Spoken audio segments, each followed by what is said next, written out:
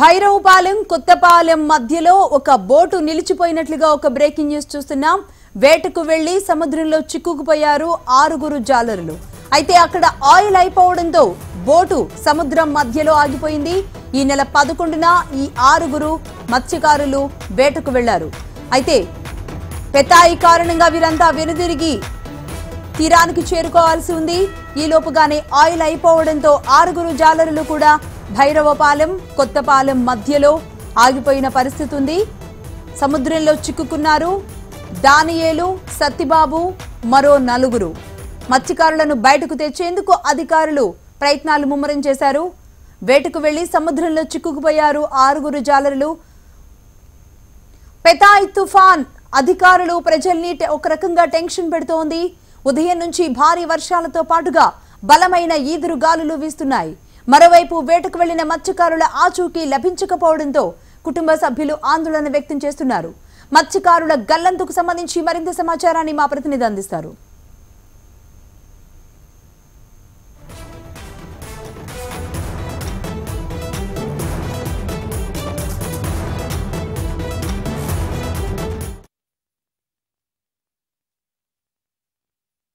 పెతాయి తుఫాన్ అటు అధికారులు ఇటు ప్రజలను భయభ్రాంతులకు గురి చేస్తుందని కూడా చెప్పుకోవచ్చు. ఉదయం నుంచి కూడా కోస్తాంధ్ర వ్యాప్తంగా భారీ వర్షాలు, భారీ ఈదురుగాలు కూడా వీస్తున్నాయని కూడా చెప్పుకోవచ్చు. అయితే ఈ రోజు కాకినాడ తుని మధ్య తీరం దాటుతుందని చెప్పి కూడా వాతావరణ శాఖ అధికారులు చెప్తున్నప్పటికీ ఇప్పటికే మత్స్యకారులని వేటకెళ్లొద్దన్నారు. మొత్తం అందరినీ కూడా సురక్షిత ప్రాంతాలకి తరలించారని చెప్పి అధికారులు చెప్తున్నప్పుడు కూడా మత్స్యకారులందరూ కూడా ఇక్కడ మనం క్లియర్గా చూడొచ్చు. వాళ్ళందరూ కూడా ఎవరైతే వాళ్ళ నివాసాలు ఉంటారో వాళ్ళు అక్కడే ఉన్నారు. దాదాపు అధికారులు చెప్పిన మాటలన్నీ కూడా ఓన్లీ మాటలకు మాత్రమే పరిమితం అవుతున్నాయి. మాకు ఎటువంటి మాకు సహాయం చేయట్లేదు అని చెప్పి కూడా వీళ్ళందరూ కూడా చెప్తా ఉన్నారు. ఫస్ట్ మనం దుమ్ములపేటలో ఉన్నాం. దాదాపు ఇక్కడ ఒక 50,000 మంది ప్రజల వరకు ఇక్కడ కూడా నివసిస్తారు. మనం చూసుకోవచ్చు. దాదాపు వీళ్ళందరూ కూడా అంత భారీగా సముద్రం అలలు అంత భయంకరంగా వచ్చేస్తారు. వీళ్ళందరూ కూడా ఇక్కడే ఉంటున్నారు. దాదాపు వీళ్ళెవరు కూడా ఇంకా సురక్షిత ప్రాంతాలకు తరలి వెళ్ళలేదు. వీళ్ళందరినీ కూడా తరలించాల్సిన అవసరం ఉంది. అయితే మనతో పాటు ఇక్కడ కొంతమంది స్థానికులు ఉన్నారు. అసలు వాళ్ళు ఇక్కడ నుంచి ఎందుకు వెళ్ళలేదు, అసలు డిమాండ్స్ ఏంటి దానిపైన మనం అడిగి తెలుసుకుని. సార్ చెప్పండి, దాదాపు తుఫాన్ అనేది కూడా పెతాయి తుఫాన్ చాలా భయంకరంగా మారుతుంది.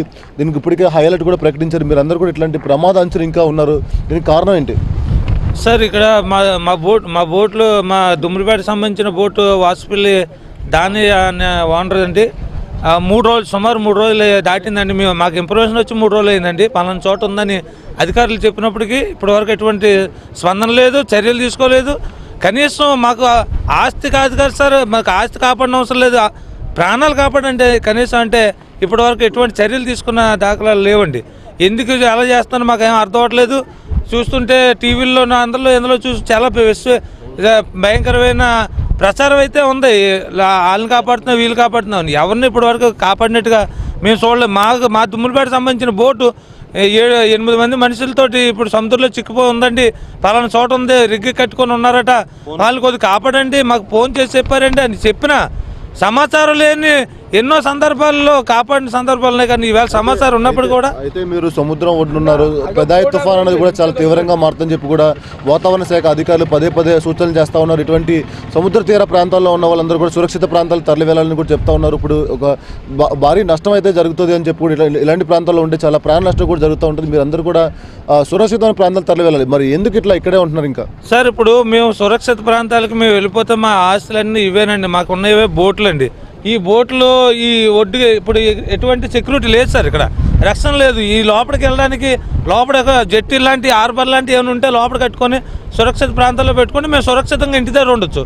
ఈ సురక్షితమైన ప్రాంతం కాదు. ఇక్కడ బోట్లు చూస్తే ఏ గొట్లు కొడేసుకుంటే ఏ రోడ్లు కొడేసుకుంటే భయంతో ఇక్కడే ఎప్పుడు కూడా ఏ తుఫాన్ వచ్చినా ఇదే పరిస్థితి అండి. మా దుమ్ములపేట ప్రాంతం అంటే ముఖ్యంగా చాలా భయంకరమైన దయనీయమైన పరిస్థితి అండి. దీనిపైన అధికారుల దృష్టికి తీసుకెళ్ళి అధికారులు ఏం చెప్తున్నారు?